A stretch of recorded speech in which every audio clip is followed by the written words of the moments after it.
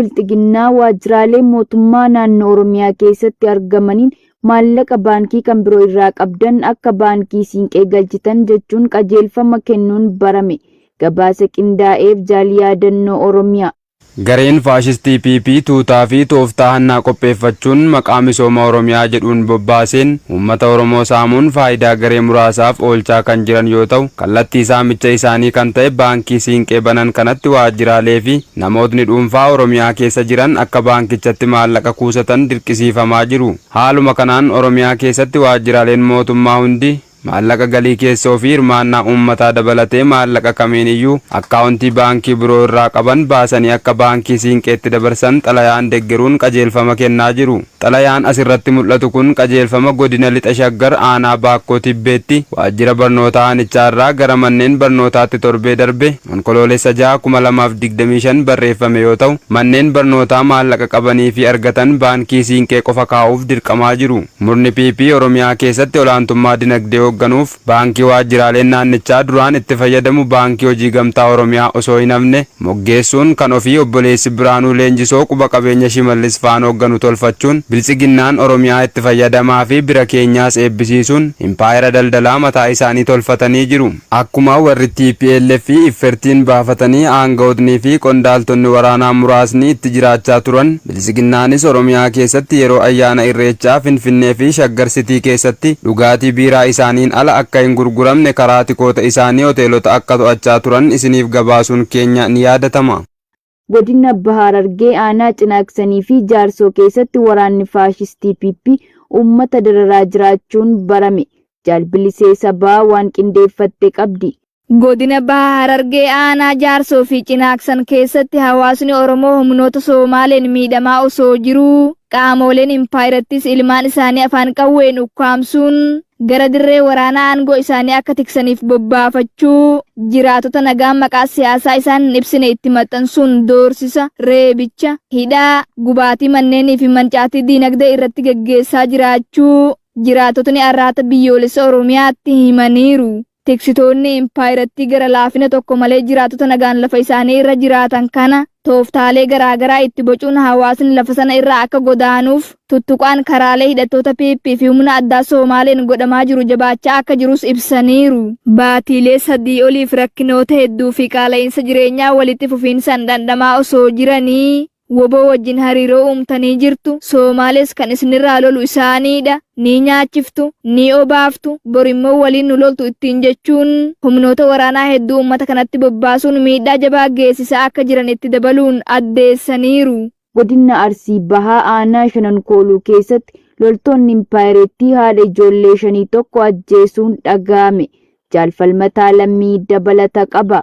Murni ilmaan Oromoo irratti duguuggaa sanyii raawwachaa jiru biltsiginnaan ergamtoota isaa goleewwan Oromiyaa cufatti bobbaasuun ajjeechaa suukanneessaa raawwachuu itti fufuun onkoloolessa 10/2025 godina Arsii Bahaa aanaa Shanankooluu ganda Tulluu Qaraaruu keessatti haadha ijoollee 5 kan taate nama maqaan ishee Aadde Saadiyaa Maammed Aliyyi jedhamtu gara laafina tokko malee ajjeesanii deemuu jiraattonni arraata biyyoolessa Oromiyaaf gabaasan. Haadhi kun yakka raawwatte kan hin qabnee fi deeggartuu qaama siyaasaa kamiyyuu irraa bilisa hoggaa taatu loltoonni kunneen badii tokko malee mana ishii duratti itti dhufuun rasaasa 3 itti dhukaasanii ajjeesuu jiraattonni dabaluun eeraniiru. Murni biltsiginnaa kan kabajaan namummaa irraa hin calaqqisne diinummaa fi gara jabummaan keessatti kan dagaage biltsiginnaan goleewwan Oromiyaa cufa keessatti yeroo irraa gara yerootti shiftoota eegdota barcuma aangoo isaa qe'ee uummataatti bobbaasuun guyyuu jiruu fi jireenya ilmaan Oromoo mancaasaa jiraachuun kan mul'atudha.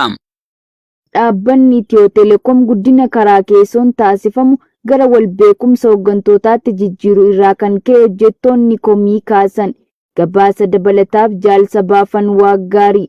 Dhaabbanni Itiyoo Telekoom dhaabbata of danda'a impaayirattiin monopolii qabattee jirtu kan ta'ee fi hojjettoota karaa keessootiin guddisuun tajaajila garaagaraa kennuun maallaqa lammiilee impaayirattii irraa sa'aatii 24 guuraa ooluun dhaabbata hojii geggeessaa jirudha. Dhaabbanni kun seera ittiin bulmaataa haala hojii eegee fi faallaa seeraa hin taane qabaatus si'ana haalli kun jijjiiramaa jira. Dhaabbatichi guddina karaa keessootiin kennamaa ture gara akka walbeekumsa hooggantootaatti jijjiiruu irraan kan ka'e hojjettoonni komii komii isaanii onkoloolessa 12/2025 arraata biyyoolessa Oromiyaatti ibsatan. Hojjettoonni dhaabbatichaa ogummaa garaa garaa kanneen akka injiinaringii, saayinsii kompiitaraa, akkaawuntiingii, loojistiksii, ikoonomiksii fi kanneen biroo afan qabaatanii hojii tajaajila maamilaa CRBT, gurgurtaa seelsii, niitoorkii, taalee dijitaalaayizeeshinii fi kanneen biroo keessatti ramadamuun hojii ogummaa isaaniin boqonnaa malee hojjechuun dhaabbatichaaf galii guddaa galchaa kan oolan ta'ullee guddinni kan kennamaa jiru akkaataa madaallii hojiitiin osoo hin taane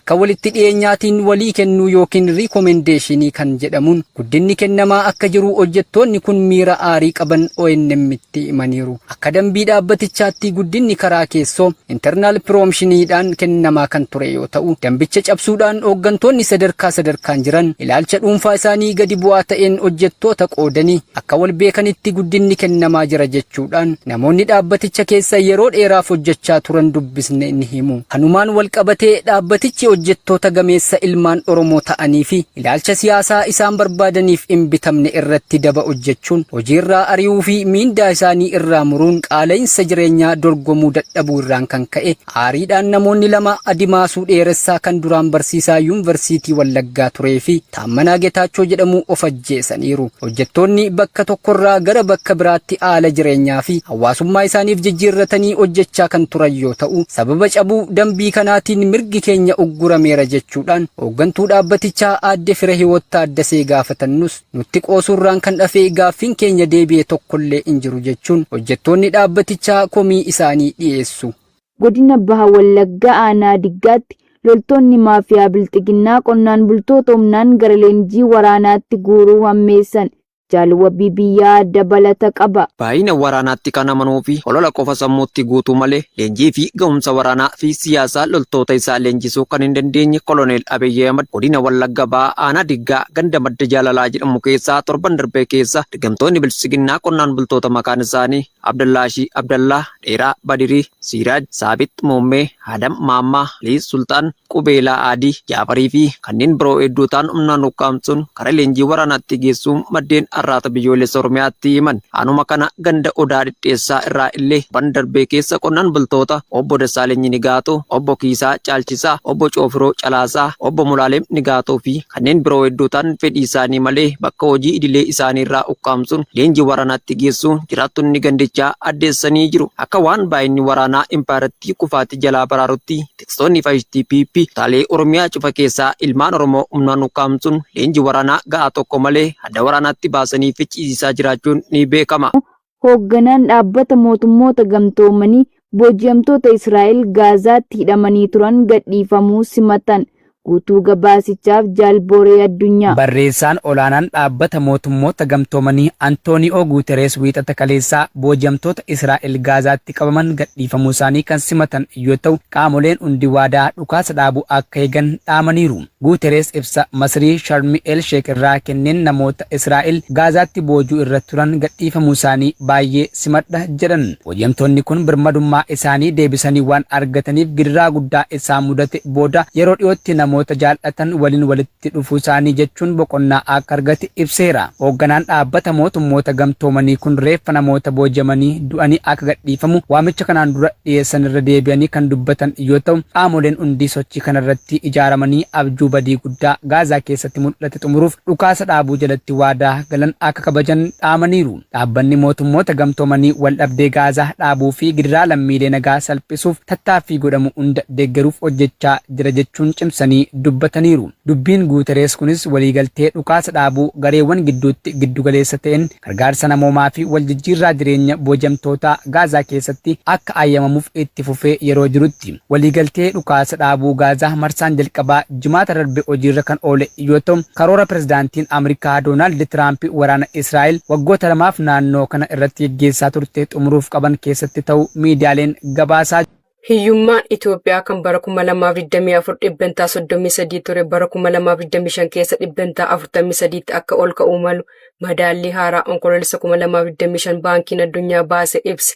Jaalbooree addunyaa waan qindeeffate qaba. Impaayerri Itoophiyaa irra deddeebiin guddina saffisaa sobaan yeroo himachaa jirtuu fi guddina namni hin argine kana miraakilii jettee waamtu keessatti madaallii baankiin addunyaa baaseen giddu galeessaan lammiileen Itoophiyaa 43 ta'an guyyaatti galii doolaara Ameerikaa 3 fi isaa gadi argachuun hiyyummaa keessa akka jiran gabaasichi hime. Haala kana keessatti madaallii baankiin addunyaa mata duree Poverty and Equity in Ethiopia jedhuun ifoomse akka agarsiisutti rakkoolee waraansaa biyyattii mudate kanneen akka waraana Tigraay, hongee hamaa, saffisni guddina GDP hir'achuu, qaala'insi jireenyaa ammaachuu fi fooyya'insa impaayerattiin waggoota 20 darbeef hiyyummaa gadi buusuun agarsiisaa turte duubatti akka deebise eere. Akka madaalliin baankiin addunyaa kun jedhutti sababa rakkoolee kanaan namni hiyyummaa kan bara 2016 33 ture bara 2021 gara 39tti ol ka'uu gabaasuun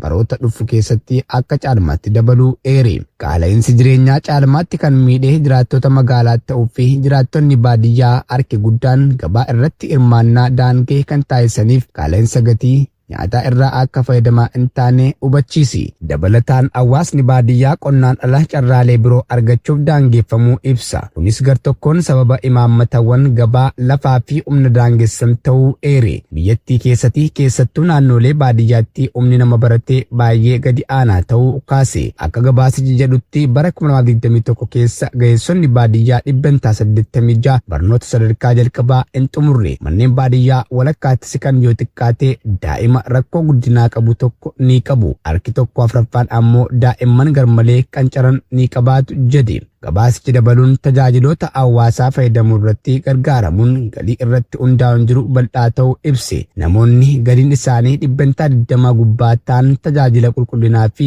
elektirikii warra 20% jala caalaa dachaa 3 haga 4 kan fayyadaman ta'uu hime. Warreen harka qalleeyyiin gabaa fi tajaajiloota hawaasaa irraa haga kuun fayyadamaa jiran akka hin fayyadamne baankiin addunyaa ifoomse. Kutaan hawaasa harka qalleeyyii kun rakkoolee jijjiiramni qilleensaa baramaa uumuu fi hanqina nyaataanis miidhamu gabaase. Kana dura madaalliin waloo baankiin addunyaa fi IMF baasaniin haala dinagdee Itoophiyaa irratti akeekkachiisa cimaa kennanii turuun kan yaadatamu yoo ta'u, liqiin ala biyyattiin itti fufinsa hin qabu jechuun labsuun mootummaan Itoophiyaa dhiphina liqaa keessa akka jiru mirkaneessanii turan. Gabaasni qondaaltota olaanoo dhaabbilee lameeniitiin raggaasifame kun sababoota Itoophiyaan al-ergii irraa maallaqa gahaa hin argannee fi dinagdee dadhabaatiin liqii baay'een irra jiraachuu fi kun ammoo mootummicha dhiphina keessa galchuu gabaase. Itti dabaluudhaanis biyyattiin ifatti dhiphina liqaa keessa kan galtee muddee bara 2023 yeroo sagantaan qabameefitti kaffaltii dhala yuuroo boondii kaffaluu dadhabuudhaan jedhamee ture. Godina Baalee Lixaa Aanaa Diinshoo keessatti maqaa kaffaltii gibiraan hawaasni saamamaa fi hidhamaa jiraachuun barame. Guutuu gabaasichaaf jaalamansiis kaayyoo. Godina Baalee Lixaa Aanaa Diinshoo gandoota garaagaraa keessatti murni impaayiratii tiksuuf dhama'an gatii gibiraa kan bira darbe irra bara kana kaffaltii isaa dachaa godhanii dabaluun ittiin hawaasni saamamaa fi hidhamaa jira jechuun jiraattonni onichaa raata biyyoolessa Oromiyaatti himan. Gartuu koloneel Abiy Ahimadiin bubbaafaman guyyaa irraa gara guyyaatti maqaa kaffaltii adda addaa dha'achuun ulaa saamichaa erga tolfataniin booda qajeelfama jiru hawaasatti gadi buusuun afaan qawwan jiraattota irraa guuruun kan kaffaluu maallaqa hin qabne ammoo reebichaa fi hidhaa jiraachuus jiraattonni itti dabaluun ifoomsanii jiru. Golliiwwan Oromiyaa mara keessatti saamichi humnoota impaayiratiin godhamaa jiru lammiilee irratti dhiibbaa jireenyaa taasisaa jiraachuun rakkinoota hamaaf akka isaan saaxilaa jirus jiraattonni himanii jiru. Osoo uummanni rakkoo qaala'insa jireenyaan dhaanamaa jiru murni dantaa sabaa hin qabne biltsiginnaan gara laafina tokko malee saamicha guddaa geggeessuun dinagdee uummata mancaasutti deemaa akka jiran dubbatama. Godina Bahaa Wallaggaa bulchiinsa magaalaa Naqamteetti waraanni impaayiratii dargaggoota hidhaa fi jumlaan waraanatti guuraa jiraachuun dhaga'ame.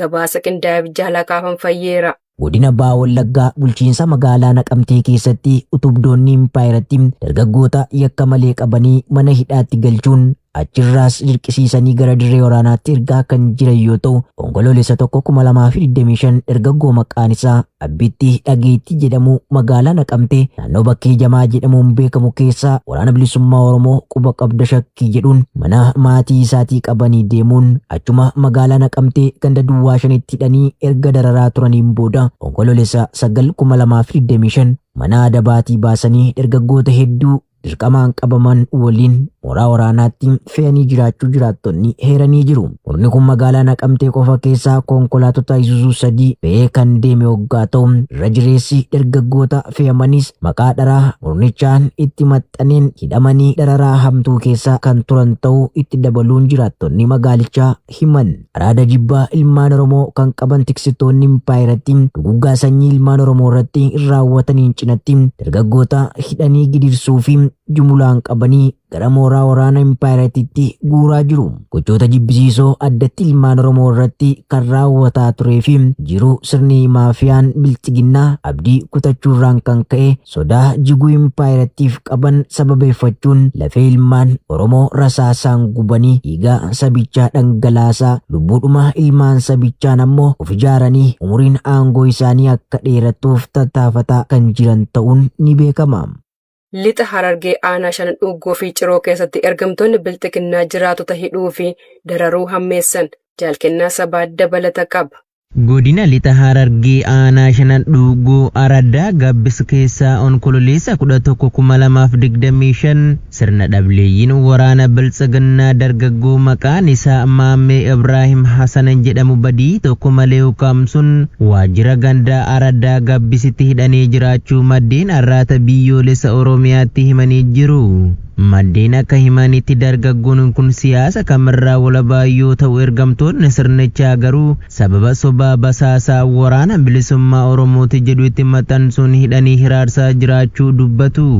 Kana malees godinuma kana aanaa ciroo ganda Jaalloo jedhamu keessatti bulchaan gandichaa obbo Seefuu namni jedhamu woboo nyaachiftan jechuun milishoota fudhatee jiraattotaa fi barattoota kolleejjii mana irra deemee dararaa jiraachuu maddeen itti dabaluun arraata biyyoolessa Oromiyaaf eeranii jiru. Lixa Wallaggaa magaalaa Gimbii keessatti waraanni impaayiratti dargaggoo jiraataa aanaa Daarimuu ta'e ukkaamsuun achi buutee dhabamsiisan. Jaaljiksaa sirnaan waan qindeeffate qaba. Godina Iluu Abbaa Booraa aanaa Daarimuu keessatti jiraataa ganda gungummii kan ta'e dargaggoo maqaan isaa Naasir Dingataa jedhamu onkoloolessa 9 bara 2025 gara godina Lixa Wallaggaa aanaa Sayyoonoolee ganda Samarroo Wacoo firoottan isaa dubbisuuf deemee kan ture yoo ta'u onkoloolessa 10 bara 2025 erga inni dubbisee deebi'ee galuuf magaalaa godinichaa Gimbii ga'ee booda waraanni faashistii PP magaalicha keessaa ukkaamsuun achi buutee isaa dhabamsiisanii jiraachuu maddeen arraata biyyoolessa Oromiyaatti himanii jiru. Akka maddeen himanitti dargaggoon kun hojii dhuunfaa isaa malee siyaasa tokkollee kan hin hordofne yoo ta'u sababa sobaa ergama deemta jedhuun gochi gara jabinaa kun irratti raawwatamee jiraachuu dubbatu. Meeshaa maleeyyii ilmaan Oromoo dararuu hojii idilee taasifatanii kan bobba'an jaleewwan sirna abbaa irree bilxiginnaa kutaalee impaayiratti cufa keessaa haala duraan amaleeffataniin olitti sabboontota ilmaan Oromoo adamsuun sarbamiinsa mirga namoomaa irratti raawwachaa kan jiran ta'uun ni beekama. Waliigalteen Gaazaa Yuukireeniif abdii fida jedhan pirezidaantii Yuukireen Zeleniskiin dabalata isaaf jaal yaadannoo Oromiyaa. Pireezidaantii Yuukireen Volodimir Zeleniskiin wiixata kaleessaa dhukaasa dhaabuu Gaazaa kan adda ta'e jechuun pireezidaantiin Ameerikaa Doonaald Tiraamp weerara Raashiyaan biyya isaanii irratti raawwatte akka dhaabbatu giddugaleessa ta'uu akka danda'an abdii kan fide ta'uu isaa ajajateera. Kutaa addunyaa tokkoof nageenyi yeroo argamu naannolee biroo keessatti nagaan akka dhufuuf abdii guddaa fida jechuun Zeleniskiin miidiyaa hawaasaa irratti dubbateera. Itti dabaluudhaanis baha giddugaleessaaf dhukaasa dhaabuu fi nageenyi yoo argame hooggansaa fi kutannoon qooda fudhattoota addunyaa nuufis Yuukireen keessatti hojjechuu akka danda'u beekamaadha. Gama biraatiin chaansilarri Jarman Frederick Merz wiixata kaleessaa Ameerikaan waraana Yuukireen furuu irratti hirmaannaan akka itti fuftu gaafachuun pireezidaanti Doonaald Tiraamp dhiibbaa akkuma baha giddugaleessaatti raawwatame akka raawwatan abdii qaban ibsaniiru. Walgahii waraana Gaazaa cimsuuf Tiraampii fi hooggantoota addunyaa biroo waliin taasifamu dura Sharm el Sheikh keessatti haasawaa kan taasisan Merzi walgahiin Masrii keessatti taasifame hawaasni addunyaa yoo waliin dhaabbate xumurri waraanaa akka danda'amu agarsiisa jedhan jechuun miidiyaaleen gabaasaniiru.